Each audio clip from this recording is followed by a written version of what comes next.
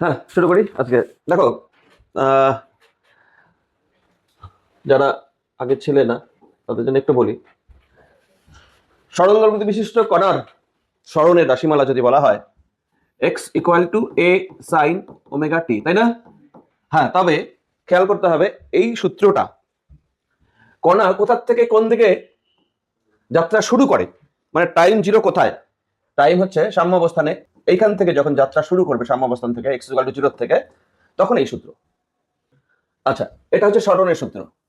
বিভিন্ন সময়ে সরণ কত এখান থেকে আমরা পাই। তারপরে গতিবেগ v, v is equal to omega root over square minus x square, তাই তো? এখান থেকে বোঝা যাচ্ছে এক্স যত কমবে তত ভি বাড়বে, এক্স যত বাড়বে ভি তত কমবে। এক্স বাড়তে বাড়তে হাইয়েস্ট কত, এক্স এর ভ্যালু কত হতে পারে হাইয়েস্ট? এ। তাহলে এ যখন, তখন ভি কত হবে? এক্স এর ভ্যালু যখন এ, ভি তখন শূন্য। তার মানে ওইটা হচ্ছে মিনিমাম গতিবেগ। মিনিমাম গতিবেগ কোথায় হয়? দুই প্রান্তে। তো দুই প্রান্তে মিনিমাম গতিবেগ সেটা কত? শূন্য। আর ম্যাক্সিমাম গতিবেগ তার ফর্মুলা কি ছিল মনে আছে? এক্স এর ভ্যালু যখন জিরো, এক্স এর ভ্যালু যখন জিরো তখন ওমেগা ইন্টু এ হবে। এটা হচ্ছে সর্বোচ্চ গতিবেগ। কোথায় হয় সর্বোচ্চ গতিবেগ? ঠিক সাম্যাবস্থানে। তাহলে সরণ গেল, গতিবেগ গেল, তারপরে ত্বরণ। ত্বরণ a equal to minus omega square x, এটা ছিল সূত্র। এখান থেকে বোঝা যাচ্ছে ত্বরণ মিনিমাম কোথায়? সাম্যাবস্থানে। মিনিমাম সাম্যাবস্থানে। আর ম্যাক্সিমাম হয় ত্বরণ কোথায়? সেটা কত? তার মানটা কত? এক্স এর ভ্যালু যখন এ তখনই ম্যাক্সিমাম। এক্স যত বাড়বে ত্বরণ বাড়ে। তাহলে ওমেগা স্কোয়ার এ, মানটা এ, আমি মাইনাস চিহ্নটা বর্জন করে নিলাম, এই তো। তাহলে ত্বরণের সূত্র, গতিবেগের সূত্র আমাদের আগে হয়ে গেছিল। বল যদি বলা হয় বল equal to minus k x, তাই না? বলের সূত্র এটা। বলও কোথায় হাইয়েস্ট কোথায় লোয়েস্ট? হ্যাঁ, এদিক দিয়ে এদিক দিয়ে। হ্যাঁ হ্যাঁ, বল সর্বোচ্চ কোথায়? দুই প্রান্তে। আর মিনিমাম বল কোথায়? সাম্যাবস্থান। তার মানে সাম্যাবস্থানে কোনো বল ক্রিয়া করে না। এক্স ইকুয়াল যখন জিরো তখন বল জিরো, তাই না? আর বল হাইয়েস্ট কোথায়? দুই প্রান্তে। আচ্ছা, বলের সূত্র কিন্তু আমরা এম ইন্টু এও তো লিখতে পারি। এম তো এম, এ মানে আবার ওমেগা স্কোয়ার এক্স তো লেখা যাবে, মাইনাস ওমেগা স্কোয়ার এক্স, তাই না? লেখা যাবে না? তাহলে বলের সূত্র কিন্তু এটাও আমরা প্রয়োগ করতে পারি, f is equal to minus m omega square x. আচ্ছা, গেল। এগুলো আগের দিনের পড়া। আজকে যেটা হবে, শুরু করছি, লেখচিত্র আঁকা শিখবো আমরা এবং আঁকবো বিভিন্ন ক্ষেত্রে। বিভিন্ন ক্ষেত্রে বলতে কি, দেখো, প্রথম লেখচিত্র, আমরা কয়েক প্রকার লেখচিত্র আঁকা শিখবো। এক্স এর সঙ্গে টি, সময়ের সঙ্গে সরণ কিভাবে চেঞ্জ হয় সরল দৈর্ঘ্য বিশিষ্ট কণার, বলো তো তোমরা। এক্স এর মান কিভাবে চেঞ্জ হয়? আমি ধরলাম এখান থেকে, হ্যাঁ, এদিক দিয়ে, উপর দিয়ে, লাইটটা নাড়াও না, এবার সামনে, এদিকটা বসো। হ্যাঁ, এক্স টি লেখচিত্র কেমন হবে, কেমন হওয়া উচিত? ধরো এইখান থেকে টাইম জিরো আমি কাউন্ট করলাম, তারপরে কণাটা এদিকে আসতে শুরু করলো, তাহলে এক্স এর মান বাড়তে শুরু করলো, বাড়তে বাড়তে বাড়তে হাইয়েস্ট হলো। হাইয়েস্ট কত মান? এ। তারপরে আবার কি হবে? আবার কমতে শুরু করবে, আবার এদিকে আসবে, তো কমতে কমতে আবার কত? জিরো। আবার নেগেটিভ দিকে সরণ বাড়তে থাকবে, বাড়তে বাড়তে আবার হাইয়েস্ট সরণ হবে কত? মাইনাসে। আবার কমবে, আবার কমতে কমতে জিরো। এই জিনিসটি চলতে থাকবে। তাহলে এক্স, টাইমের সঙ্গে এক্স বাড়বে আর কমবে, বাড়বে আর কমবে। কিভাবে বাড়ে কমে? দেখো, এক্স ইকুয়াল টু সমীকরণটা কি ছিল জানি? এ সাইন, পরে লেখো, x equal to a sine omega t. Sine graph কেমন হয়? এই সাইন গ্রাফই তো বাড়ে কমে, সেই জন্য তো সাইন এসছে এখন আমাদের। দেখো, এখানে একটু জেনে রাখো, ধরো y equal to sine x, এটা গ্রাফ কেমন হবে জানো তোমরা? সাইন গ্রাফ, আমরা যদি এদিকে এক্স নেই, এদিকে যদি ওয়াই নেই, বলো বলো কেমন হওয়া উচিত? সাইনের ভ্যালু যখন জিরো, এক্স যখন zero, x zero, sine zero কত? জিরো। তাহলে এখান থেকে স্টার্ট। সাইন 90 তে 1 মানে ম্যাক্সিমাম, সাইনের ম্যাক্সিমাম ভ্যালু 1, তাহলে ম্যাক্সিমাম হলো।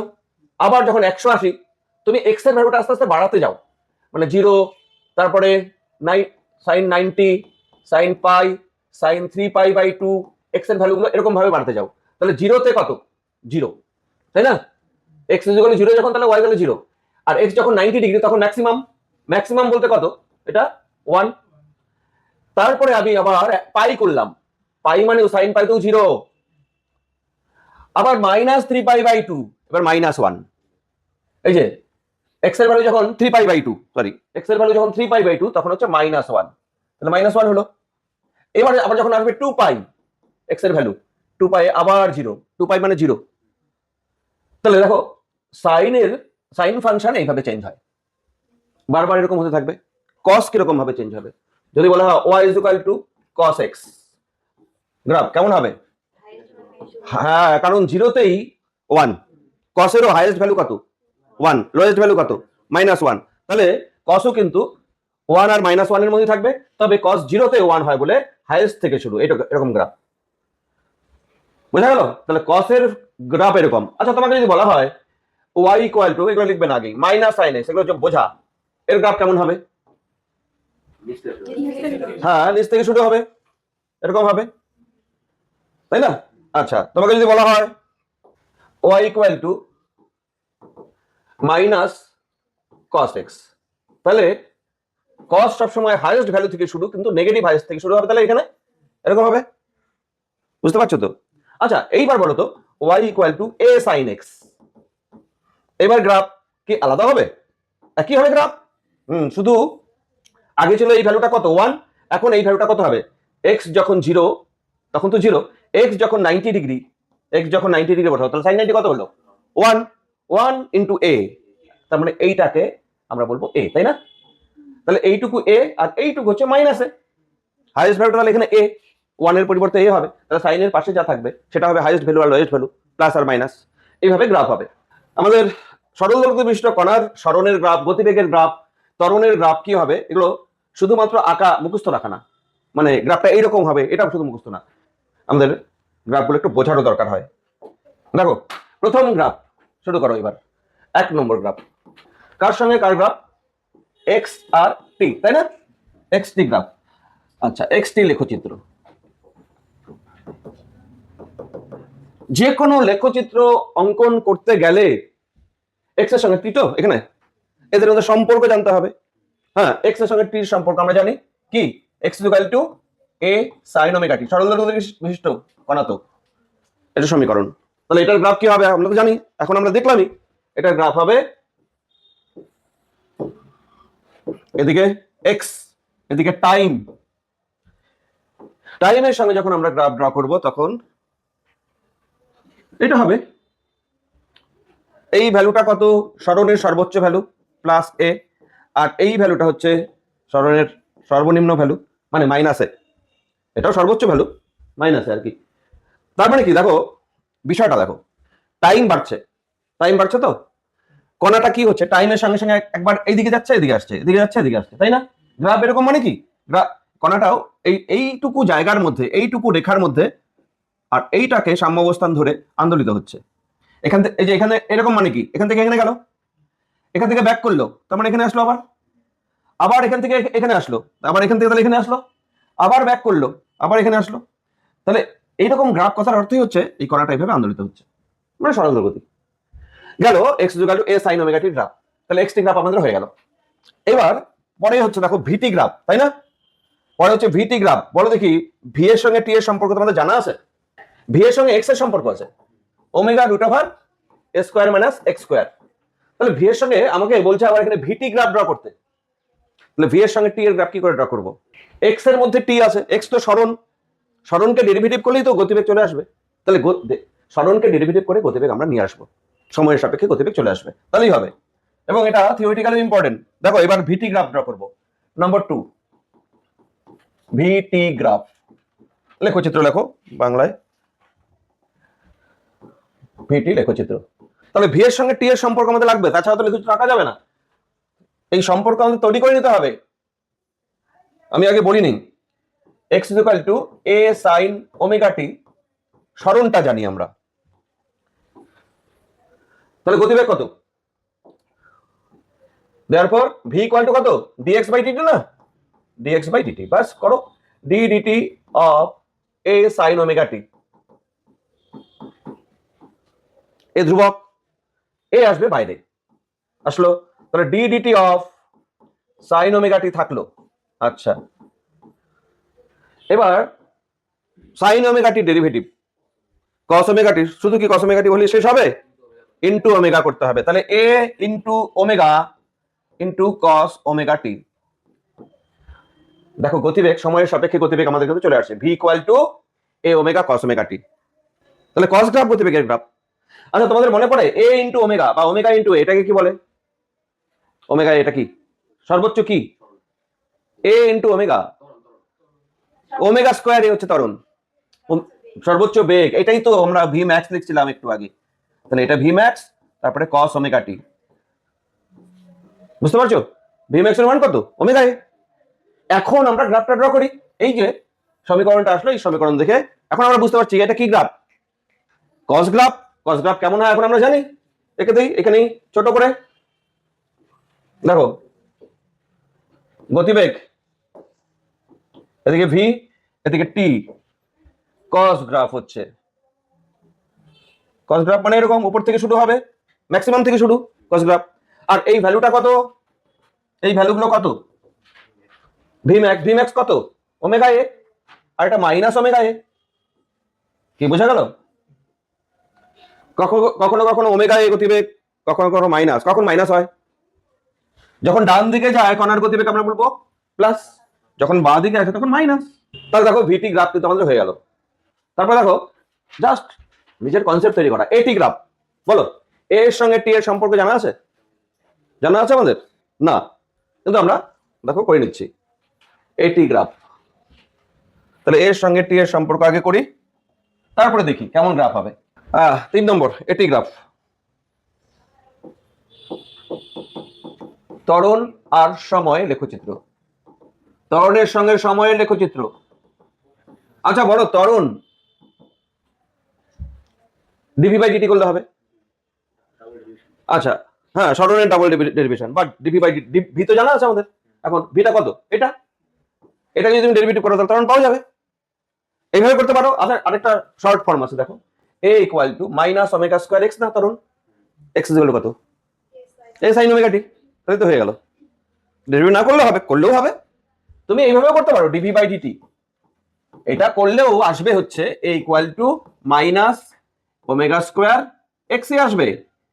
এক্স এটা আসা মানে হচ্ছে এক্স মানে হচ্ছে এ সাইন ওমেগা টি। হ্যাঁ এটাই আসবে। অথবা আমি এইখানে এটা কেটে দিচ্ছি, কারণ এটা দিয়ে তো করলাম না, আমি ডাইরেক্ট ত্বরণের যে সূত্র সেখান থেকে আমি নিয়ে আসলাম, করলে আসবে এইটাই আসবে। হ্যাঁ এইবার খেয়াল করে দেখো তো, এ ইকুয়াল টু মাই ওমেগা স্কোয়ারে এই ভ্যালুটাকে কি বলে? হ্যাঁ ম্যাক্সিমাম ত্বরণ বলে, এই ম্যাক্স বলে এটাকে, ইন্টু সাইন ওমেগা টি। তার ত্বরণের গ্রাফ কি আসলো? সাইন না cos? Sine, but minus sine. তার মানে গ্রাফ কেমন হবে? এদিকে এক্স, সরি ত্বরণ, আর দিকে টাইম, মাইনাস সাইনের গ্রাফ, তার নিচ দিয়ে না এরকম হবে। এই ভ্যালুটা কত? ত্বরণের সর্বোচ্চ মান ওমেগা স্কোয়ার এ, আর এটা হচ্ছে মাইনাস ওমেগা স্কোয়ার এ, ত্বরণের সর্বোচ্চ আর সর্বনিম্ন মান। বুঝা গেল? আচ্ছা তাহলে এগুলো যেন বাড়িতে পড়তে না হয়, একা একাই যেন পারা যায়, বিষয়টা এটা। কারণ এগুলো সহজ, জাস্ট একটু জানলে হয়। এইটি গ্রাফ হয়ে গেল আমাদের। তারপরে দেখো ভি এর সঙ্গে এক্স এর গ্রাফ, এর সঙ্গে এক্স এর গ্রাফ, এটা কেমন হবে? গ্রাফ কেমন হবে এটা জানতে গেলে আমাদের সবার আগে সমীকরণ জানতে হবে, রিলেশন জানতে হবে। আচ্ছা দেখো তো ভি এর সঙ্গে এক্স এর রিলেশন আমরা জানি কিনা? হ্যাঁ ওটাই তো জানি আমরা, ভি ইকুয়াল টু কি? Omega root over square minus x square. তাহলে ভি এর সঙ্গে এক্স এর গ্রাফ আমরা সহজেই আঁকতে পারবো ওখান থেকে। আচ্ছা এর সঙ্গে এক্স এর রিলেশন জানি কিনা? হ্যাঁ জানি, এ ইকুয়াল টু তো মাইনাস ওমেগা স্কয়ার এক্স, এখানে একদম প্রথম দিন থেকে বলা হচ্ছে, তাই না? তাহলে এটার জন্য নতুন করে রিলেশন আমাদের তৈরি করার দরকার নেই, আমাদের জানা আছে। তাহলে এবার হচ্ছে ভি এক্স গ্রাফ। দেখো এগুলো মুখস্থ রাখবে না, এগুলো যে আসবে এগুলো কনসেপ্ট তৈরি করার জন্য। 4 নম্বর গ্রাফ, 4 নম্বর গ্রাফে বলছে আমাদের ভি এর সঙ্গে এক্স গ্রাফ, ভি এক্স লেখচিত্র। তাহলে ভি এর সঙ্গে এক্স এটা লেখচিত্র আঁকতে গেলে, আচ্ছা তোমাদের আরেকটা জিনিস একটু বলে নেই, এটা দেখো হেডিংটা দিয়ে রাখো, লিখবে না। আচ্ছা তোমরা কি বলতে পারো x square by a square plus y square by b square equal to 1? সরল রেখা এটা? হ্যাঁ সরল রেখায় কখনো এক্স এর পাওয়ার 1 এর বেশি, ওয়াই এর পাওয়ার 1 এর বেশি থাকবে না, 1 থাকবে। হ্যাঁ, উপবৃত্ত এটা। আচ্ছা, এটা কি জানো? X square plus y square equal to suppose a square. এটা কিসের? এটা বৃত্ত। এই ধরনের সমীকরণ হলেই বৃত্ত, মূল বিন্দুতে কেন্দ্র। আর এই ধরনের কোন ইকুয়েশন আসলে সেটা বুঝবো উপবৃত্ত লাগবে। কিন্তু এখন দেখো, এবার ভি এক্স গ্রাফ। ভি এর মানটা কত? ভি এর মান ভি ইকুয়াল টু কত? Omega root over square minus x square, ঠিক তো? ভি এর স্কোয়ার করে দাও, তাহলে ভি এর স্কোয়ার এদিকে কি হবে? তাহলে ওমেগার স্কোয়ার দাও, ওমেগা স্কোয়ার ব্র্যাকেটে আর কি রুট ওভার থাকবে? রুট ওভার থাকবে না, তাহলে ব্র্যাকেটের মধ্যে রাখতে হবে স্কোয়ার মাইনাস এক্স স্কোয়ার, ঠিক আছে না? ভি এর সঙ্গে এক্স গ্রাফ মানে ওয়াই অক্ষ বরাবর নিতে হবে ভি, এক্স অক্ষ বরাবর এক্স নিব। আচ্ছা, তাহলে এটাকে একটু না সাজালে আমরা বুঝতে পারছি না এটা কি আসবে। বৃত্ত আসবে না, উপবৃত্ত আসবে না, সরলরেখা তো আসবেই না, কারণ এক্স এর স্কোয়ার চলে আসে, ভি এর স্কোয়ার চলে আসছে। তাহলে v square by omega square করলাম equal to square minus x square, দেখতে পাই তো? और v square by omega square plus x square equal to s square. X স্কোয়ারটাকে বাদিকে নিয়ে আসলাম। এবার দেখো কিভাবে হবে। এস স্কোয়ার দিয়ে না তুমি দুই পাশে ডিভাইড করে দাও, ভাগ করে দাও, তাতে কি আসবে? এখানে v square by omega a whole square আসবে না এখানে, প্লাস এক্স স্কোয়ার বাই কি আসবে? এ স্কোয়ার আসবে, ইকুয়াল টু কি? 1। আচ্ছা, এইটাকে আগে লিখি, x square by a square plus v square by omega a whole square equal to 1। এটা কার সমীকরণ মনে হয়? উপবৃত্ত। তাহলে উপবৃত্তাকার হবে ভি এক্স গ্রাফ। আচ্ছা, এখানেও পরাক্ষ উপাক্ষ জানো তো, অর্ধ পরাক্ষ অর্ধ উপাক্ষ। তাহলে বলি এটাকে কি বলা হয়? এটাকে এক্স এর সঙ্গে যেটা থাকবে পরাক্ষ, আর এটা উপাক্ষ। আচ্ছা, যদি পরাক্ষ বড় হয় তাহলে উপবৃত্ত এরকম হবে, আর উপাক্ষই যদি বড় হয় তাহলে উপবৃত্ত কেমন হবে? এরকম হবে। আর যদি পরাক্ষ উপাক্ষ সমান হয় তাহলে বৃত্ত হয়ে যাবে। তাহলে এটার গ্রাফ কি হবে? এটা নির্ভর করবে পরাক্ষ বড় না উপাক্ষ বড় নাকি সমান, তাই কি না? তার মানে নির্ভর করবে ওমেগার মান একের বড় না একের ছোট তার উপর। দেখো, যদি পরাক্ষ বড় বড় হয়, এটা যদি এটা যদি পরাক্ষ এক্স এর সঙ্গে যেটা থাকবে, আমি যদি এক্স অক্ষ বরাবর এক্স কে নিই, তাহলে এটা পরাক্ষ। পরাক্ষ যদি বড় হয় আর এটা তাহলে ছোট, এটা যদি ছোট হয় এর থেকে ওমেগা এ ছোট হতে হবে, তাহলে omega must be less than 1 হতে হবে, বুঝছো? আর যদি এটার থেকে এটা বড় হয়, উপাক্ষ বড় হয়, আমার কথা বোঝা যাচ্ছে? একটু কঠিন কঠিন লাগছে এখানে। হ্যাঁ, যদি এইটা বড় হয় তার মানে omega must be greater than 1। তাহলে ওমেগা যদি একের থেকে বড় হয় তাহলে উপাক্ষ বড় হবে, আর যদি ওমেগা একের থেকে ছোট হয় তাহলে পরাক্ষ বড় হবে। আর যদি সমান হয় omega equal to 1 radian per second, তখন গ্রাফ কেমন হবে? বৃত্তাকার হবে। তিনটা গ্রাফই আঁকবো।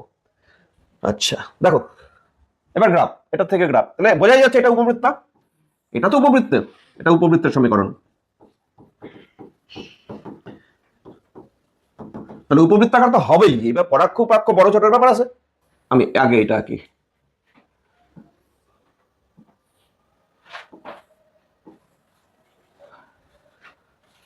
পরাক্ষ হচ্ছে এদিকে যদি এক্স হয়, এদিকে গতিবেগ হয়, পরাক্ষটা এ না, আর এটা ওমেগা এ না।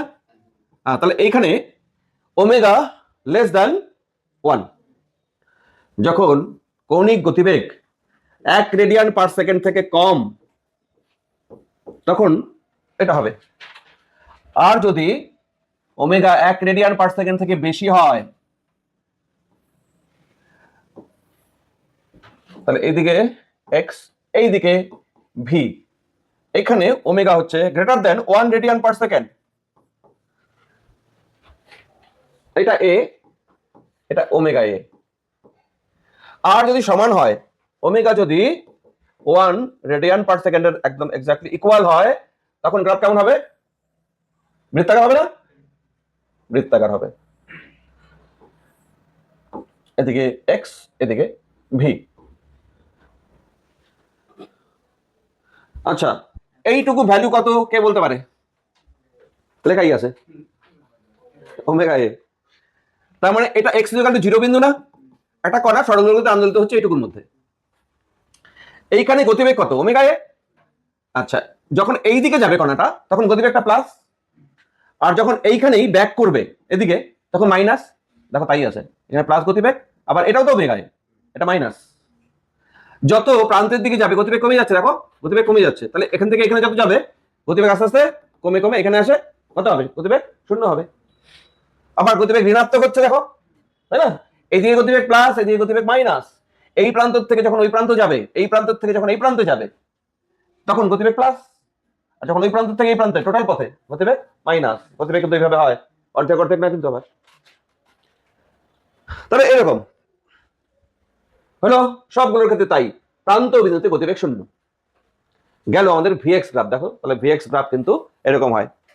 আচ্ছা, ভিএক্স গ্রাফ, তারপরে এ এক্স গ্রাফ, দেখো লাস্ট গ্রাফ আমাদের এক্স গ্রাফ। কত নম্বর হবে? 5 নম্বর। 5 নম্বর। দেখো এ এক্স লেখচিত্র, মানে ত্বরণের সঙ্গে সরণ কিভাবে পরিবর্তন হয়। আগে তোমরা ব্যাপারটা ফিজিক্যালি, একটা কণা যখন দুলবে একটা রেখা বরাবর সরলরেখাতে আন্দোলিত হবে, তখন একটু বোঝো, বলা আছে এর আগে। ত্বরণের সূত্র কি? A equal to minus omega square x. ত্বরণের সূত্র এটা। তাহলে এক্স এর সঙ্গে এ ভ্যারি করে, তো যত মধ্যবিন্দু থেকে এদিকে যাবে ত্বরণ বাড়তে থাকে, ত্বরণের মান বাড়তে থাকে, এক্স এর ভ্যালু বাড়তে থাকে। এক্স সর্বোচ্চ এ, তাহলে ত্বরণ বাড়তে বাড়তে সর্বোচ্চ হয়। আবার যখন এই দিক মাঝখানে আসবে ত্বরণ কত? শূন্য। আবার যখন এদিকে আসবে তখন ত্বরণ হাইয়েস্ট। বাট এইখানে ত্বরণ প্লাস, এই বিন্দুতে ত্বরণ প্লাস না মাইনাস? আগের দিন বলা হচ্ছে এই বিন্দুতে ডান পাশের কোন বিন্দুতে ত্বরণ প্লাস না মাইনাস? মাইনাস। এর মান প্লাস এ, তাহলে এ কত হবে? মাইনাস ওমেগা স্কয়ার এ। এইখানকার ত্বরণ মাইনাস, বারবারই বলা হয়, আর এইখানকার ত্বরণ প্লাস। তাহলে দেখো এক্স এর মান যখন পজিটিভ তখন ত্বরণ কি? নেগেটিভ। এক্স এর মান যখন নেগেটিভ তখন ত্বরণ পজিটিভ। এই তো গ্রাফটা এরকম হতে হবে। আরেকটা জিনিস, এ আর এক্স এর মধ্যে রিলেশনটা কেমন, এটা কেমন গ্রাফ হবে বোঝা যাচ্ছে, কিন্তু বলতে হবে এটা কিসের, এটা কি বৃত্ত না উপবৃত্ত নাকি পরাবৃত্ত না কি, এটা কি বোঝাচ্ছে? এ এর সঙ্গে এক্স এর গ্রাফ এটা এই ফর্মে আছে, y ইকুয়াল টু mx। এর পাওয়ার কত? 1, x এর পাওয়ার কত? 1, তাহলে y equal to mx। Actually general সূত্র কি সরলরেখার? y equal to mx plus c। এখানে c টাকে কি বলা হয়? ছেদিতাংশ এখানে নাই, তাহলে c 0। আর যখন এরকম থাকবে c যখন 0, y ইকুয়াল টু mx, এটা মূলবিন্দুগামী সরলরেখা। এবার m এর ভ্যালু এখানে কত আছে? মানে ঋণাত্মক নতি। সরলরেখা হবে, ঋণাত্মক নতি হবে, গ্রাফ এরকম হবে, হতেই হবে। দেখো এবার গ্রাফ এখানে একই, হ্যাঁ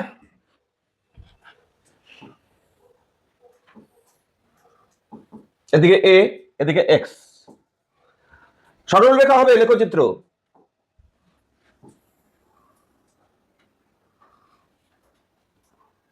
এরকম হবে, ঋণাত্মক নতি না? আর মূলবিন্দুগামী না?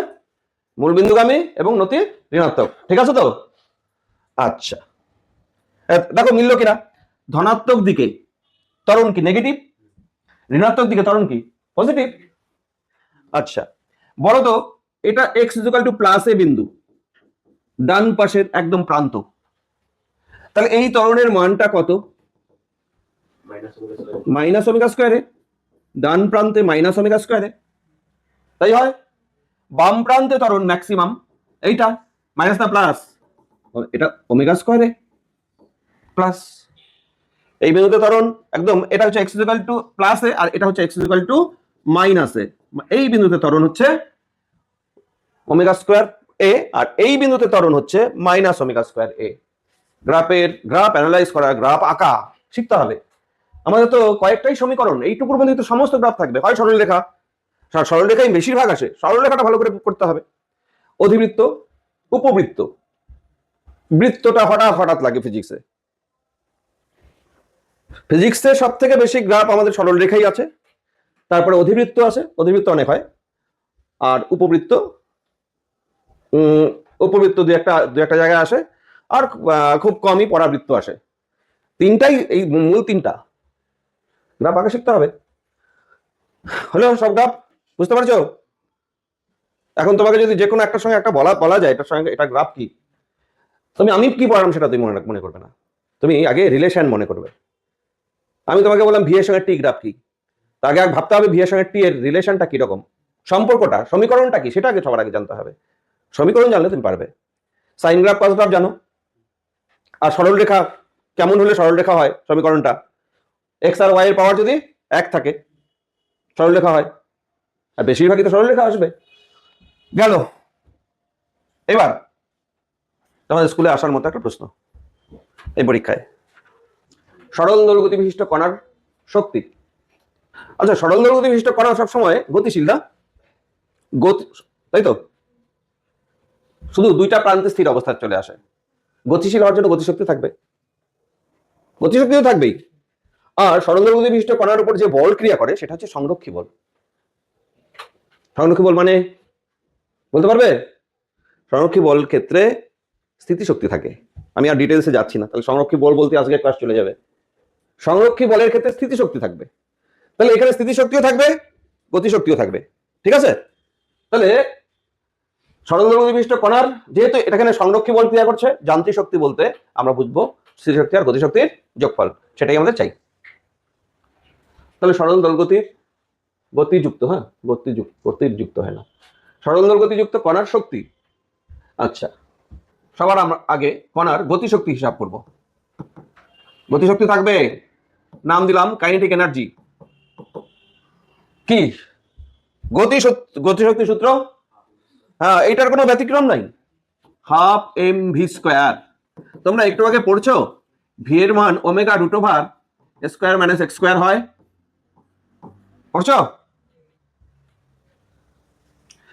তাহলে দেখো তো হাফ এম ওমেগা স্কোয়ার হচ্ছে, আর এদিকে ব্র্যাকেটের মধ্যে স্কোয়ার মানে এক্স স্কোয়ার থাকবে, রুট ওভারটা থাকবে না। ঠিক আছে, গতিশক্তি, বাস গতিশক্তি হয়ে গেল। তাহলে half m omega square minus half m omega square x স্কোয়ারই এভাবে আলাদা করে দিলাম, বাস গতিশক্তি হয়ে গেল। সরল দৈর্ঘ্য বিশিষ্ট কণার গতিশক্তি। দেখো গতিশক্তি জায়গার উপর নির্ভর করবে, কোথায় আছে কণা তার উপর নির্ভর করবে, এক্স এর উপর নির্ভর করবে না, এক্স এর উপর নির্ভর করছে। দেখো গতিশক্তি, বলো তো গতিশক্তি সব থেকে মিনিমাম কোথায় হবে? যেখানে গতিবেগ শূন্য, দ্রুতি শূন্য হচ্ছে, কোথায়? দুই প্রান্তে। এক্স এর মান তখন কত? এ। দেখো এক্স এর মান এ বসালে গতিশক্তি শূন্য চলে আসে, আর এক্স এর মান যখন 0 তখন গতিশক্তি সর্বোচ্চ। তাহলে মধ্যবিন্দুতে গতিশক্তি সর্বোচ্চ, আরে গতিবেগ দিয়েই তো গতিশক্তি হয়। এখানে গতিশক্তি সর্বোচ্চ, আর এই দুই প্রান্তে গতিশক্তি শূন্য, ওখানে থেমে যায়, আর এখানে গতিবেগ সব থেকে বেশি হয়। বোঝা গেল? হ্যাঁ, এবার আমরা স্থিতিশক্তি। যেহেতু এক্ষেত্রে বল সংরক্ষী বল ক্রিয়া করে, সুতরাং সংরক্ষী বলের ক্ষেত্রে তোমাদের এই সূত্রটা জানা আছে, মাইনাস ডিউ বাই ডিএক্স হয়। সংরক্ষী বল হলে এইটা ভ্যালিড হবেই। দূরত্বের সঙ্গে স্থিতিশক্তির পরিবর্তনের হার এর নেগেটিভ সমান সমান বল। বুঝতে পারছো? তাহলে এই যে এটা স্থিতিশক্তি, এখান থেকে স্থিতিশক্তি আমি বার করবো। দেখো ডিউ তাহলে কি, স্থিতিশক্তির পরিবর্তন কত আসবে? স্থিতিশক্তির পরিবর্তন বলো বলো বলো, মাইনাস এফ ডিএক্স। তাহলে du is equal to minus x dx. আচ্ছা বলো তো দেখি, এফ এর ভ্যালু সরল দৈর্ঘ্যের ক্ষেত্রে এফ এর ভ্যালু কত? Minus k x into dx. Du is equal to, তাহলে অর ডিউ ইকুয়াল টু আমরা পাচ্ছি কে এক্স ডিএক্স, ঠিক কি না? কে এক্স ডিএক্স হচ্ছে ডিউ। এবার ইন্টিগ্রেশন করলেই হয়ে গেল। আচ্ছা, কে এর ভ্যালু কত দেখি, কেউ বলতে পারে নাকি? এখানে কে কত?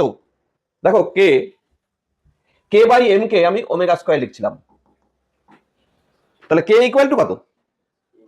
M omega square. কে এর ভ্যালু আজকে থেকে যেন মনে থাকে, এখানে যে কে লেখা হয় বারবারই সেটা হচ্ছে এম ওমেগা স্কয়ার। তাহলে কে এর জায়গায় আমি এম ওমেগা স্কয়ার একবার লিখে নেই, কে হচ্ছে এম ওমেগা স্কয়ার, তারপর তো এক্স ডিএক্স আছেই, ডিইউ কিন্তু। হ্যালো, ওই তোরা বুঝতেছিস? রাখি, না বুঝলে বলতে হবে। জোহান, নীলকমল না সুকমল, কি জানি দীপ মারলো, আর আমার ওইদিকেই যায়, সুকমল টুকমল চলে যায়। আমি মনে মনে ভাবি সুকমল কোথায়, না তারপরে ভাবি যে না এটা ভুল হচ্ছে।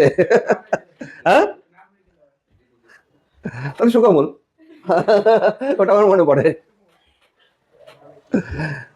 আসলে দীপ মাল্য ভালো নাম, আনকমন নাম। হ্যাঁ, du equal to m omega square x dx, ঠিক আছে? এবার ইন্টিগ্রেশন করলে ইউ বের হবে, ইউ মানেই স্থিতিশক্তি, বোঝা গেল? ওখানে যখন ইউ লিখবো তখন এইটা ইটা কেটে দিই, হ্যাঁ, কে কেই হচ্ছে গতিশক্তি, ওটা ইউ আসতেছে, এটা কে, থাক এইভাবে থাক, সেটা ব্যাপার ছিল না ওটা। হ্যাঁ দেখো, আমি এবার ইন্টিগ্রেশন করব, d u equal to m omega square, এটা ধ্রুবক কোয়ান্টিটি, তাহলে এক্স ডিএক্স আসছে। ইন্টিগ্রেশনের লিমিট দিতে পারো, যদি লিমিট না দাও তাহলে আচ্ছা কোনটা করবে, প্লাস দিয়ে লিখি, এতদিন তো লিমিট দিয়ে লিখছি, লিখতে পারো সেটাও বলো, d u integration u m omega square x, x এর integration x square by 2 plus একটা কনস্ট্যান্টটা দিতে হবে, এই কনস্ট্যান্টটা অবশ্যই একটা স্থিতিশক্তি, স্থিতিশক্তির সঙ্গে যোগ হচ্ছে, তাহলে একটা স্থিতিশক্তি তো হবে, এটা একটা ইউ নট নাম দিলাম, ইউ নট মিনিং কি সেটা একটু বোঝো। আচ্ছা এখানে একটা লাইন লিখে নিই, u equal to half m omega square x square plus u not.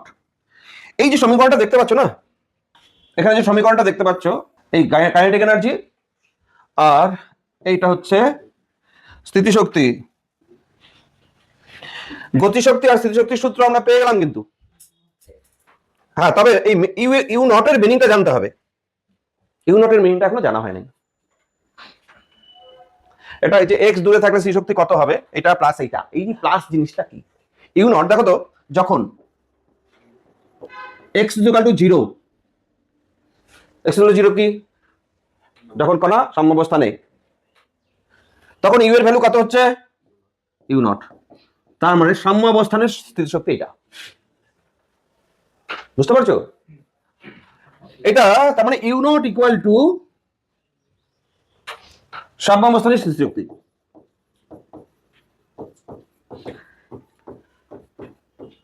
আচ্ছা, সাম্যাবস্থানের স্থিতিশক্তি থাকতেও পারে নাও থাকতে পারে, ইউ নট প্রেজেন্ট থাকতেও পারে নাও থাকতে পারে।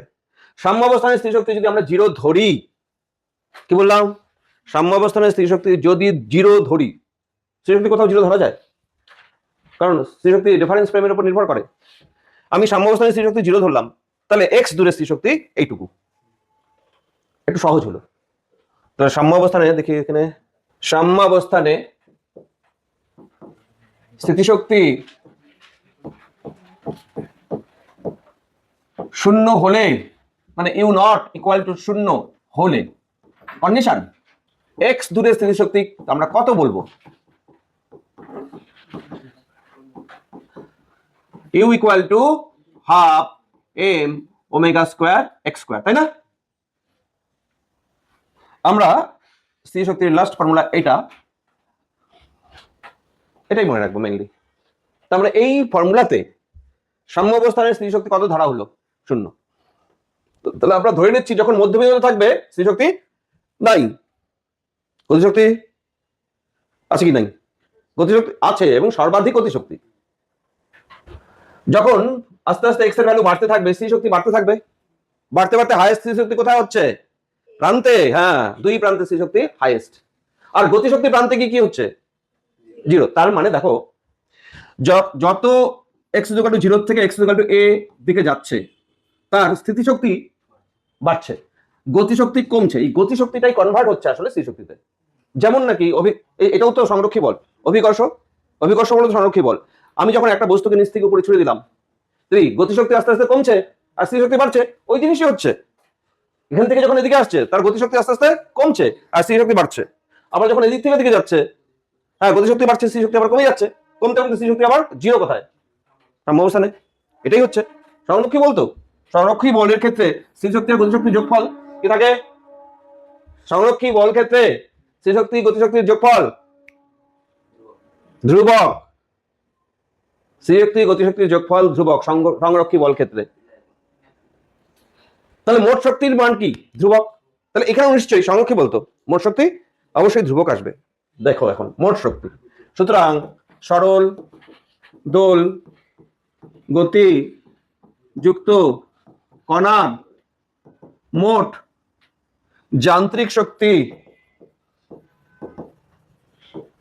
নাম দিলাম ই, সেটা হচ্ছে kinetic energy plus potential energy, গতিশক্তি প্লাস স্থিতিশক্তি। কাইনেটিক এনার্জি কত করছিলাম? Half m omega square square minus half m omega square x square. এরপরে দেখো, খুলে দেখো গতিশক্তি, এটা এই যে গতিশক্তি, কাইনেটিক এনার্জি গেল। এবার ইউ, ইউ কত? ইউ কত করলাম? Half m omega square x square. ও কেটে যাচ্ছে, কিছু কাটছে, দেখো এইটা এইটা থাকলো কত মোট শক্তির মধ্যে? Half m omega square square. এটা হচ্ছে মোট যান্ত্রিক শক্তি কার? সরল দৈর্ঘ্য বিশিষ্ট কণার মোট যান্ত্রিক শক্তি। অনেক সময় এটাকে এম ওমেগা স্কোয়ারটাকে কে দিয়েও লেখা হয়, তাই না? কে স্কোয়ারেও লিখতে পারো, কে স্কোয়ারেও লিখতে পারো। আচ্ছা দেখো এখন এটা ধ্রুবক রাশি কিনা, ধ্রুবক রাশি কিনা। এর মধ্যে এক্স আছে, গতিবেগ আছে, ত্বরণ আছে, টাইম আছে, কি আছে? ভর আছে, কৌণিক বেগ আছে, আর বিস্তার আছে। এগুলো সব ধ্রুবক কোয়ান্টিটি, এই জন্য এই পুরোটাই ধ্রুবক। তাহলে সরল দৈর্ঘ্য বিশিষ্ট কণার মোট শক্তি সর্বদা ধ্রুবক, পরীক্ষায় আসবে। সরল দৈর্ঘ্য বিশিষ্ট কণার মোট শক্তি ধ্রুবক, মোট শক্তির পরিমাণ সব জায়গায় সমান। তার মানে তোমাকে যে কোনো অবস্থানে তোমাকে যদি বলা হয় এখানে কণাটির মোট শক্তি 10 জুল, মোট শক্তি 10 জুল, এখানে বলা হলো গতিশক্তি 4 জুল, তাহলে স্থির শক্তি কত? তাহলে 6 জুল হবে, একটা যোগফল সমানই হবে। আচ্ছা প্রান্তে, প্রান্তে এখানে মোট শক্তি যদি 10 হয়, বলো তো প্রান্তে স্থির শক্তি কত? 10ই হবে, প্রান্তে তো গতিশক্তি থাকে না। মোট শক্তি 10 জুল, সেন্টারে সাম্যাবস্থানে গতিশক্তি কত? স্থির শক্তি কত? হ্যাঁ, সাম্যাবস্থানে স্থির শক্তি 0 হয়। আর দুই প্রান্তে গতিশক্তি 0 হয়, মোট শক্তি থেকে কিন্তু হিসাব করা যাবে। অনেক রকম প্রশ্ন হয় এখান থেকে শক্তি দিয়ে। হলো গতি, তাহলে এ ঠিক এভাবেই করবে, গতিশক্তি হিসাব করবে আর স্থির শক্তি পুরোটাই লিখে দেবে, একটুখানি, বেশি না। নেক্সট, এবার শক্তি সরণ লেখচিত্র, আবার লেখচিত্র। শক্তির সঙ্গে সরণ, গতিশক্তি, কাইনেটিক এনার্জি কে? Half m omega square square minus half m omega square x square. K আর এক্স এর মধ্যে কেমন সম্পর্ক? কে এর উপরে পাওয়ার 1, তাই না? এক্স এর পাওয়ার 2, এই সম্পর্কটা হচ্ছে অধিবৃত্তাকার সম্পর্ক। আচ্ছা একই গ্রাফের মধ্যে স্থির শক্তি গতিশক্তি দুটোই দেখাচ্ছে, হ্যাঁ, গ্রাফটা পরে একই।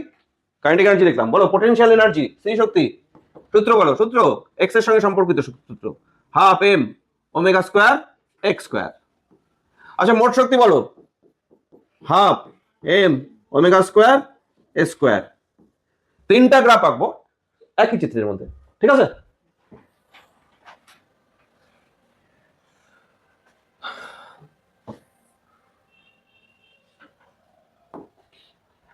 এটা তো এক্স ইকুয়াল টু 0 বিন্দু, আর এদিকে এক্স ইকুয়াল টু প্লাস এ,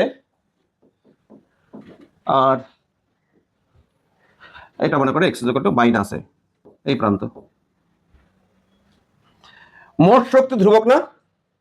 কি মোট শক্তি ধ্রুবক? তো মোট শক্তির মান ফিক্সড, সব জায়গায় মোট শক্তি, প্লাস এতে, জিরোতে, মাইনাস এতে মোট শক্তি একই। একটা কাজ করি, মোট শক্তিটা সবার আগে করি।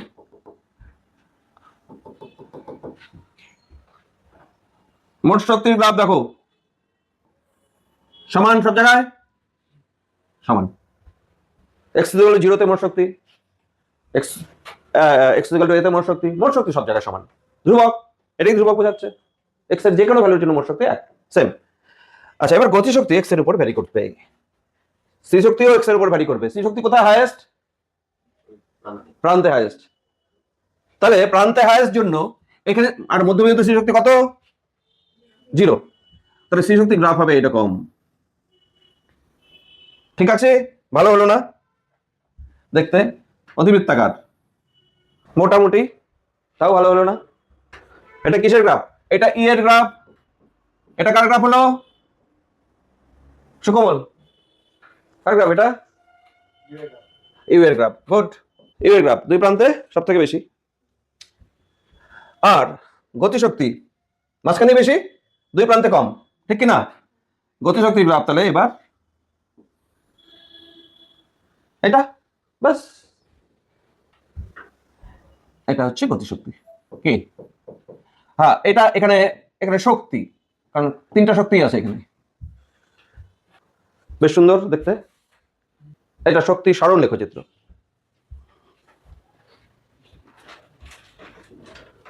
করাটা এর মধ্যে আন্দোলিত হচ্ছে এইভাবে, x ইকুয়াল টু 0, ওদিকে x ইকুয়াল টু a, এদিকে x equal to minus minus a। বোঝা যাচ্ছে তো?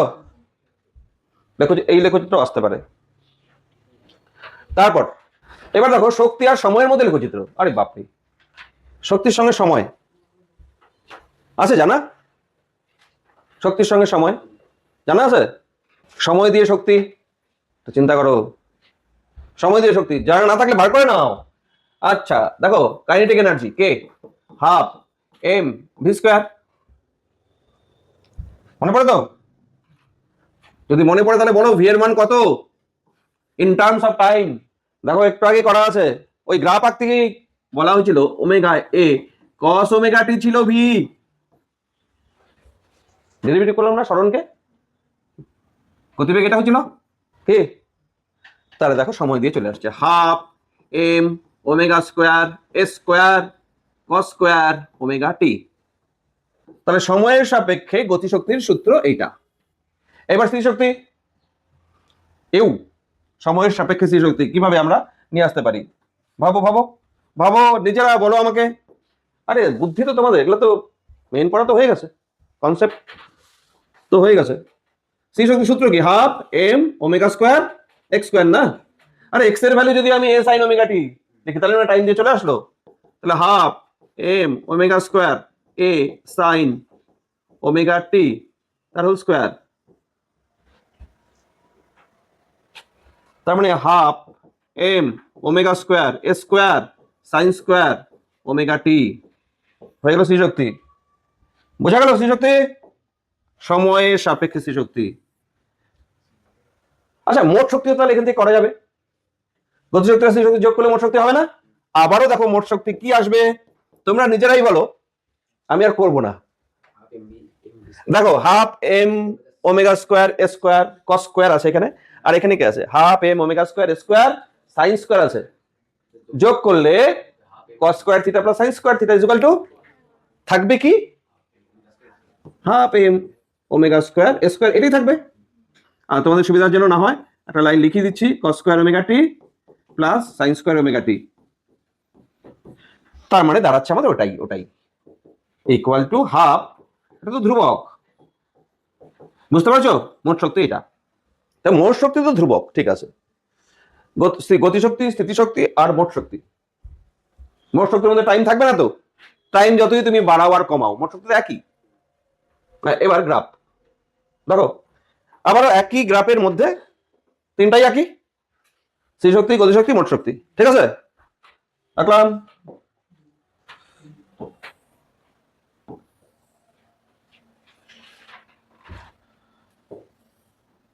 আচ্ছা তোমরা অনেকে ভাবতেছো সাইন স্কোয়ার আছে, তো সাইন হলে জানতাম না, সাইন হলে তার গ্রাফটা জানো তাই না? সাইনের গ্রাফ কেমন? এরকম না? সাইন গ্রাফ এটা না? তাহলে সাইন স্কোয়ারের গ্রাফ কি হবে ভাবতে পারছো না? সাইন গ্রাফ হলে সাইনের ভ্যালু +1 -1 দুটেই হয়, আর সাইন স্কোয়ার হলে 1ই হবে। সাইন স্কোয়ার হলে -1 এর স্কোয়ার প্লাসই চলে আসবে। তারপরে গ্রাফ এইটা না হয়ে তখন কি হবে? একই রকম বাট নেগেটিভ হবে না। সাইন স্কোয়ারের গ্রাফ এটা, সাইন স্কোয়ারটা নেগেটিভ হবে না, স্কোয়ার আছে না? ব্যাস। কস স্কোয়ার তাহলে কেমন গ্রাফ হবে? কস স্কোয়ার নেগেটিভ হবে না, হাইয়েস্ট থেকে শুরু হবে, এরকম হবে। ব্যাস ব্যাস ব্যাস, হয়ে গেছে বোঝানো আমার। এখন রাখবো। হ্যাঁ, কস দিয়ে কে? গতিশক্তি। তাহলে উপর থেকে শুরু করলে হবে কি? কি উপর থেকে শুরু করলাম, কার গ্রাফ হবে? কসের গ্রাফ হবে। কালারটা চেঞ্জ করে একটু, নিচে আনা যাবে না। হ্যাঁ, মোটামুটি উপরের লাইনটা যেন একই লাইনে থাকে। হ্যাঁ, একটু দেখে করো।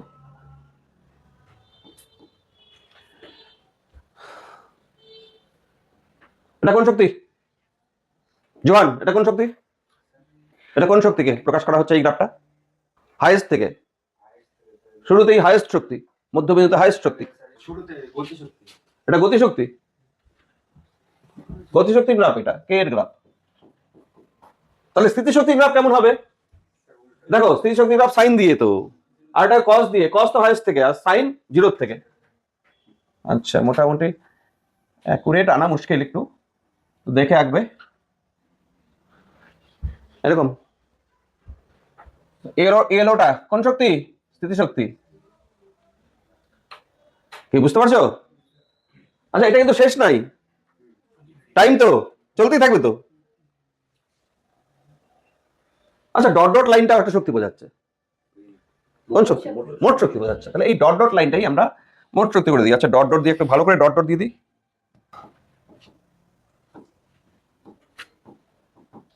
মোট শক্তি সবসময় স্থির, এটা হচ্ছে মোট শক্তি।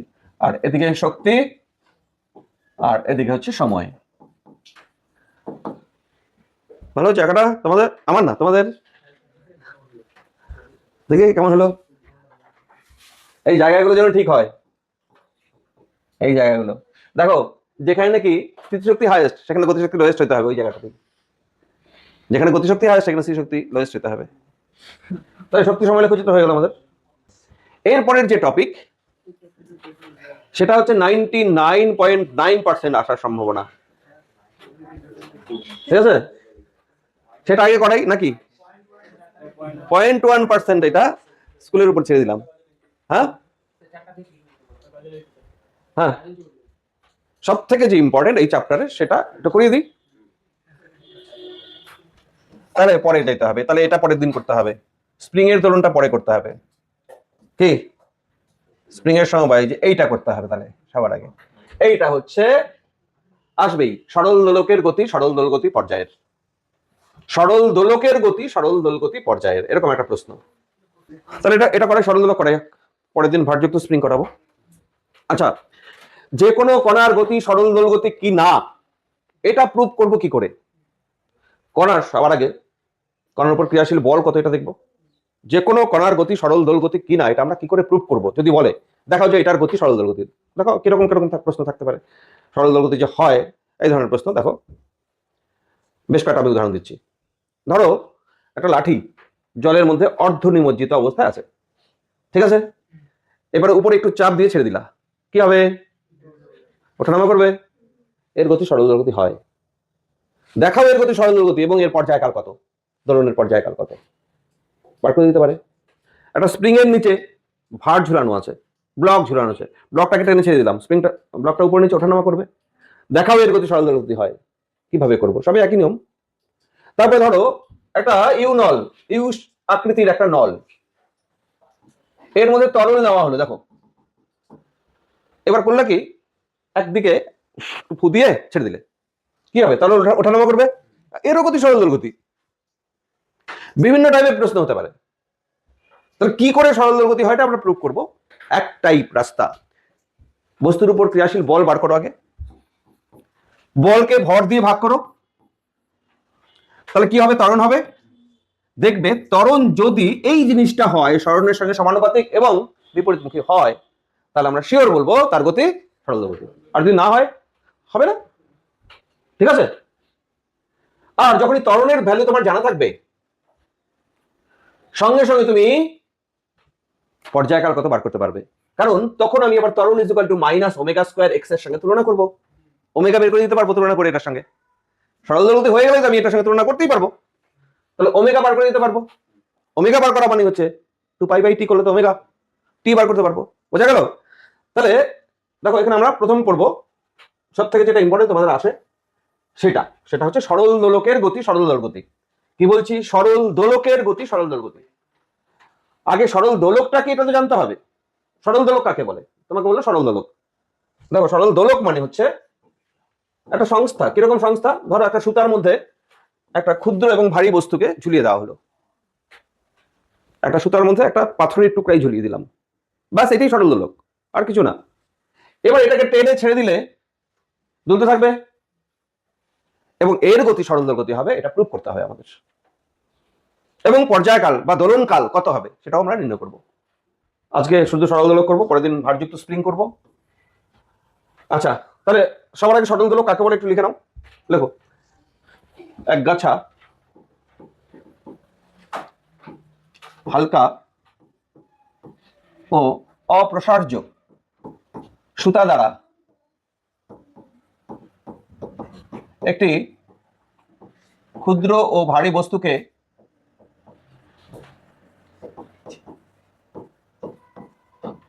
ঝুলিয়ে দিলে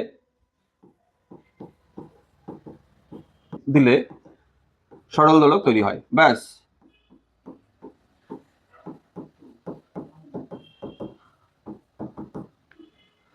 এখন আমরা যেটা করব, যেটা মেইন আমাদের বিষয়, আমি প্রশ্নই লিখে দিচ্ছি, প্রমাণ করো সরল দোলকের গতি সরল দোল গতি পর্যায়ের।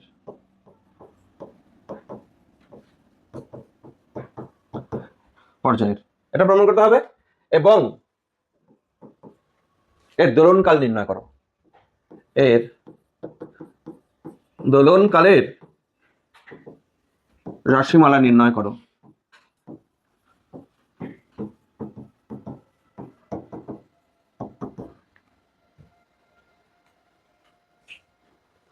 কত পার্সেন্ট গ্যারান্টি? 99.9%। কিন্তু আরো বাড়তে পারো, 99.99। হ্যাঁ, সংখ্যাটা না, এখন যেটা হবে রে। হ্যাঁ, কি বোঝে? সংজ্ঞা আসবে না। সরল দোলক কাকে বলে ওটা আসে নাকি? সরল দোলক কি জিনিস ওটা আমরা দেখলাম, একটা সুতা দিয়ে একটা বস্তুকে ঝুলিয়ে দিলে সরল দোলক হয়, ওটাই সরল দোলক। এখানে একটা কথা লেখা আছে, হালকা অপ্রসার্য। সুতাটা ওয়েট নাই, ধরতে হবে। আর অপ্রসার্য মানে বাড়ে না। আরো একটা কিছু লিখতে পারো, পাকহীন। সুতার মধ্যে পাক নাই, যাতে বস্তুটাকে ঝোলালে ঘুরতে না থাকে। পাক থাকলে ঘুরবে, ওগুলো লিখতে পারো। ওই জন্য অনেক বইতে দেখবা একগাছা হালকা অপসার্য ও পাকহীন সুতার দ্বারা একটি বস্তুকে ঝুলালে, একটা ক্ষুদ্র ও ভারী বস্তুকে ঝুলালে সরল দোলক, তাকে সরল দোলক বলে, এরকম লেখা আছে। সেটা বড় কথা না, বড় কথা হচ্ছে এটা, প্রমাণ করো সরল দোলকের গতি সরল দোলক গতি পর্যায়ের। আমি কি বললাম একটু আগে, কারো গতি সরল দোলক গতি প্রমাণ করতে গেলে কি করতে হবে? অ্যাক্সেলারেশন বার করতে হবে। এবার অ্যাক্সেলারেশন বার করতে গেলে আগে বল, হ্যাঁ দেখো, তাহলে ছবি আঁকতে হবে। একটা ছবি, এটাকে টেনে ছেড়ে দেওয়া হলো, দুলছে। কোন মুহূর্তের অবস্থান, সাপোজ এখানে কি বলছি, কোন মুহূর্তের অবস্থান দূরে যাচ্ছে, তো এরকম ভাবে দূরে যাচ্ছে, কোন মুহূর্তে এই জায়গাটায় আছে, এই দাগটা আমি ডট ডট দিয়ে দিচ্ছি। কোন মুহূর্তে অবস্থান এই বিন্দুতে, কি বোঝা গেল? এই কোণটা, সুতাটি থিটা কোণ উৎপন্ন করছে। আচ্ছা, এই যে ক্ষুদ্র ভারী বস্তুটা আমি বলতে ভুলে গেছি, সরল দোলকের ক্ষেত্রে যে ক্ষুদ্র ভারী বস্তুটা ঝুলানো হয় নিচে, এটাকে না পিণ্ড বলা হয় বা বব। আর এই পিণ্ডের ভারকেন্দ্র থেকে, এই ববের ভারকেন্দ্রের থেকে বিলম্ব যেখান থেকে ঝুলানো হয় এই বিন্দু পর্যন্ত যে দৈর্ঘ্যটা, এটাকে বলা হয় কার্যকর দৈর্ঘ্য সরল দোলকের। তাহলে কার্যকর দৈর্ঘ্য কাকে বলে? বস্তুর ভারকেন্দ্রের থেকে বিলম্ব বিন্দু পর্যন্ত, বিলম্ব মানে যেখান থেকে ঝুলানো হয় সেখান পর্যন্ত যে দৈর্ঘ্যটা, সেটাকে বলা হয় কার্যকর দৈর্ঘ্য। কার্যকর দৈর্ঘ্যকে না আমরা এল দিয়ে লিখি, কেউ বড় হাতের এল, কেউ ছোট হাতের এল। তার মানে যদি পিণ্ডটা ছোট হয়, সুতার দৈর্ঘ্যটাই মেনলি কার্যকর দৈর্ঘ্য, কিন্তু অ্যাকুরেট হিসাব করতে গেলে তাহলে ওর ব্যাসার্ধটাও নিতে হবে, তাই না? তাহলে এর ভারকেন্দ্র থেকে এর এই কার্যকর দৈর্ঘ্যের কথাটাও ইম্পর্টেন্ট। কার্যকর দৈর্ঘ্যের উপর দোলনকাল নির্ভর করবে। একবার তো লেখানো হয়েছিল তোমাদের, T is equal to 2 pi root over তাপে, এটা লেখানো হয়েছিল 2 pi root over l by g, তাপীয় প্রসারণে। আরে এটাই তো প্রমাণ করবে এখন। দেখো, এল এর উপর নির্ভর করে টি, দোলনকাল। এল যত বেশি হবে দোলনকাল যত বাড়বে। ক্ষুদ্র সুতা মানে সুতার দৈর্ঘ্য কম নিলাম, তাড়াতাড়ি তুলবে, সুতার দৈর্ঘ্য বাড়াও, আস্তে তুলবে, যত বেশি হবে আস্তে তুলবে, এই তো ব্যাপারটা। তাহলে এল এর উপর টি নির্ভর করবে। এবার এল এক্স্যাক্টলি হিসাব করতে হবে। অনেক সময় এরকম একটা প্রশ্ন আছে, দেখবে একই দৈর্ঘ্যের তিনটা সুতা। খেয়াল করো, তিনটা পিং পং বল ঝোলানো আছে। এখানে একটা পিং পং বল, এখানে একটা পিং পং বল, একই সমান পিং পং বল। একটা পিং পং বলের ভেতরটা খালি, কিছু নাই। একটা পিং পং বলের ভেতরে অর্ধেকটা জলপূর্ণ, আরেকটা পিং পং বলের ভেতরে সম্পূর্ণটা জলপূর্ণ। এবার এদের দোলনকাল কি সবার সমান হবে? কেন সমান হবে না? কি চেঞ্জ হয়ে যাচ্ছে? দোলনকালের মধ্যে ভর আছে বলে ভালোই হলো, তোমাদের একটা মানে মিসকনসেপ্ট দূর হয়ে যাবে। ভর আছে, ভরের উপর নির্ভর করে না। একটা দোলনার মধ্যে একটা নির্দিষ্ট দৈর্ঘ্যের দোলনা তোমার ঘরে বারান্দায় টানানো আছে দড়ি দিয়ে, তুমি উঠে দুলছো, যা দোলনকাল হবে মোটামুটি তোমার ছোট্ট ভাইটাকে দোলাবে, তোকে বসিয়ে দিয়ে দোলনকালে কি হবে? তুমি ভারী জন্য তোমার দোলনকাল বেশি হবে তা না, মানে ভরের উপর নির্ভর করে না, ভর ফ্যাক্টর না এখানে। তাহলে কে ফ্যাক্টর? একই ঘরে বসে করছি, সব জায়গায় জি সমান। আরে এল এর পরিবর্তন হচ্ছে এল। কে বললো এল এক? আমি সুতার দৈর্ঘ্য এক বলছি, কার্যকর দৈর্ঘ্য এক সমান বললি নাই তো, আমি সুতার দৈর্ঘ্য বলছি। সুতার দৈর্ঘ্য থেকে সুতার দৈর্ঘ্য তার সঙ্গে কি কোথায় আসতে হবে? ভার কেন্দ্র আসতে হবে। এবার দেখো দেখো দেখো দেখো, বলো খালি বল যখন তার ভর কেন্দ্র কোথায়? ঠিক মাঝখানে। তাহলে এর কার্যকর দৈর্ঘ্য তাহলে এখান থেকে মাঝখান থেকে এইটুকু দৈর্ঘ্য যা। ভর্তি যেটা তার ভর কেন্দ্র কত? কোথায়? মাঝখানেই। তাহলে এইটার কার্যকর দৈর্ঘ্য আর এইটার কার্যকর দৈর্ঘ্য সেম, এই দুইটা দোলনকাল সমান হবে। বাট এটা তো অর্ধেক জলপূর্ণ, কিন্তু এর সেই জন্য ভারকেন্দ্র কোথায় হবে? নিচে হবে। এর ভারকেন্দ্র কেন্দ্রের থেকে নিচে নেমে আসছে। এর তাহলে কার্যকর দৈর্ঘ্য কি হলো? বেশি হলো না কম হলো? এর কার্যকর দৈর্ঘ্য বেশি হলো, দৈর্ঘ্যটা বেশি হলো না? এটা তো কেন্দ্রে ছিল, আর এটা কেন্দ্রের থেকে নিচে, কার্যকর দৈর্ঘ্য বেড়ে গেল এটা। তাহলে এটার কার্যকর দৈর্ঘ্য বেশি, তাহলে দোলনকাল বেশি হবে। এটা আস্তে দুলবে, এই দুটো দোলনকাল সমান হবে। কার্যকর দৈর্ঘ্যের ব্যাপারটা কিন্তু এই, হ্যাঁ সবসময় সুতার দৈর্ঘ্য মানে কার্যকর দৈর্ঘ্য, ব্যাপারটা তা না। হ্যাঁ নর্মালি আমরা সেটা ভাবি, ধরবো আর কি। হ্যাঁ তাহলে কার্যকর দৈর্ঘ্য এল, একটা দোলক, সরল দোলক, এটা দুলছে, দুলিয়ে দেওয়া হলো। যে মুহূর্তে এই দোলক এই অবস্থানে আছে, এই অবস্থানে, তখন তার ওজন তো নিচের দিকে একদম সোজা। এই এটা যদি থিটা হয়, ওজনের একটা উপাংশ থাকবে এইদিকে, যা একই রেখায় হতে হবে। হ্যাঁ আমার মোটামুটি তাও এটা জায়গাটাই কম হয়ে গেল। এটা এমজি, এটা এমজি কস থিটা হবে, এটা এমজি। হ্যাঁ আচ্ছা আচ্ছা, এটাকে আমি একটু ইয়ে করে নিই, ছোট করে নিই, করা যাবে তো?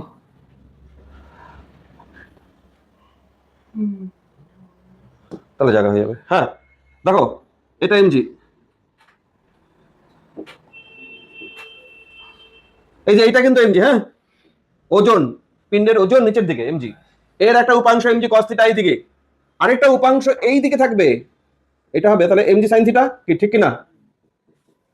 আচ্ছা, এমজি কস থিটা এই উপাংশটা সুতার যে টার্ন থাকবে সেই টার্নকে প্রশমিত করে দেবে, এরা ব্যালেন্স হয়ে যাবে। খেয়াল করো, এমজি কস থিটা বল আর সুতার টার্ন এরা পরস্পর সমান, এরা প্রশমিত হবে। তাহলে পিণ্ডের উপর, এই বস্তুটার উপর যখন এখানে আছে তখন কোনো বল আছে কি? তখন কোনো বল আছে কি? এমজি সাইন থিটা বল আছে তো, তখন তো ক্রিয়াশীল বল।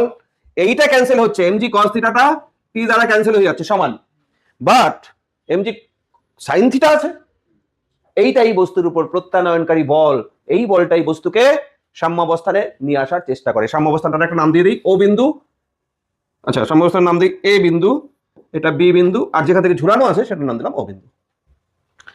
হ্যাঁ তাহলে একটু লিখতে হবে, যেহেতু পরীক্ষা আসবে 99.99, একটু তো লিখতে হবে, না তো ফুল নাম্বার দেবে না। তাহলে কি কি লিখবো দেখি, ধরি সরল দোলকের কার্যকর দৈর্ঘ্য সমান সমান এল, পিণ্ডের ভর সমান সমান স্মল এম। কোন মুহূর্তে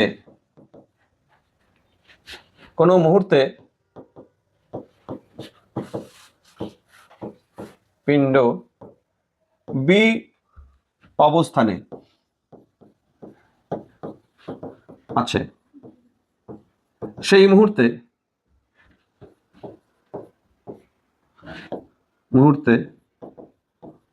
উলম্বের সাথে সুতার নতি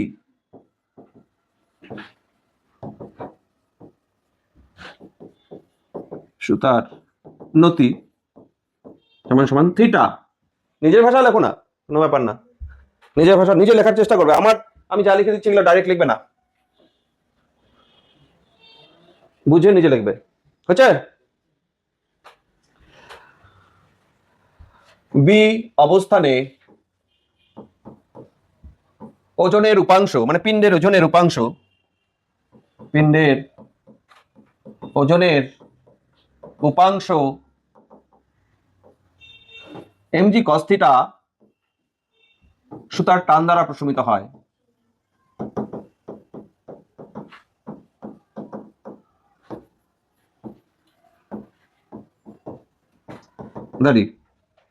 সুতরাং পিণ্ডের উপর প্রত্যানয়নকারী বল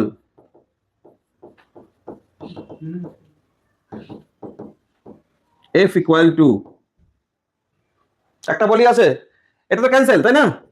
এটা তো ক্যান্সেল। আর mg কে তো আমি দুইটা পার্টে ভাগই করলাম, এটা শুধুমাত্র mg sin থিটা থাকছে।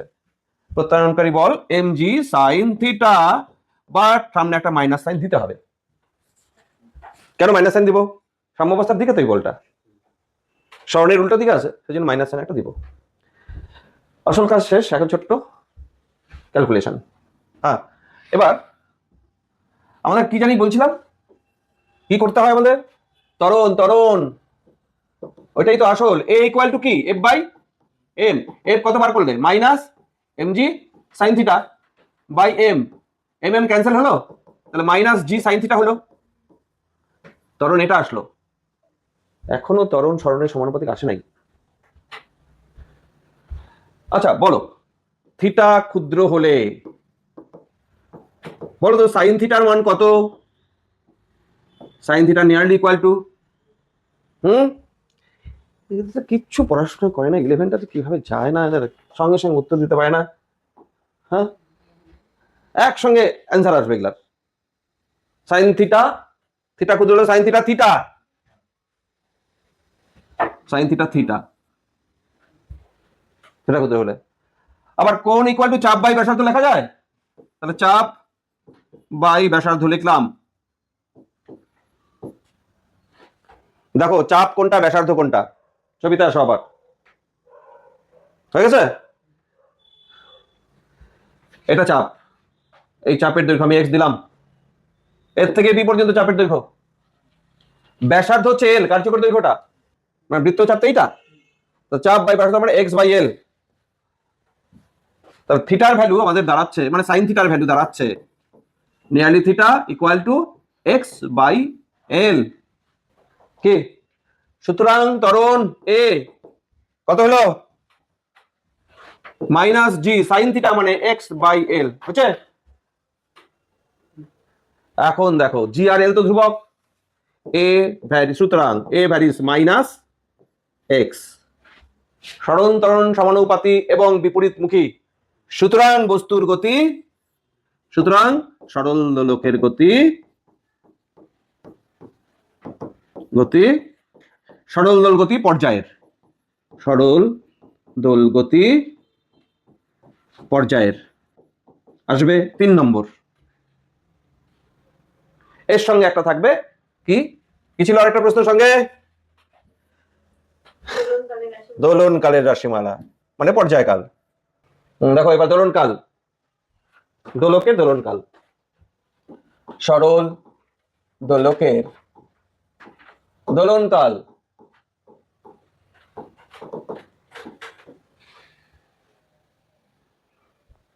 সরল দোলকের ক্ষেত্রে এ কত আসছে? A equal to minus g x by l. আর যে কোনো সরল দোলগতি বিশিষ্ট কণার ত্বরণের ফর্মুলাই হচ্ছে a equal to minus omega square x. এটার সঙ্গে তুলনা করো। আচ্ছা একটু লিখে দিই, সরল দোলকের জন্য ত্বরণ আমরা এইমাত্র বার করলাম a equal to minus g x by l. আবার, আর এটা তো আমরা জানি সরল সরল দোলগতি পর্যায়ে, আবার সরল দোলগতির জন্য a equal to minus omega square x. কি ঠিক কিনা? তুলনা করো, বলো এটা এটা তুলনা করে কি পাবো? কি পাবো? ওমেগা স্কোয়ার ইকুয়াল টু, না এক্স না, মাইনাসও না, এখানেও মাইনাস এখানে মাইনাস, এক্স এক্স না, omega square equal to g by l পাবো। তুলনা করে আমরা পাচ্ছি omega square equal to g by l. ঠিক আছে? আচ্ছা, তাহলে ওমেগা কত? Square root g by l হলো। সুতরাং দোলনকাল চাইছে T is equal to 2 pi by omega. 2 pi by omega মানে কত হচ্ছে? 2 পাই আর 1 বাই ওমেগা, উপরে এল নিচে জি। আসছে? হ্যাঁ, তাহলে দোলনকাল এর রাশিমালা আমাদের প্রতিষ্ঠা হয়ে গেল, T equal to 2 pi root over l by G.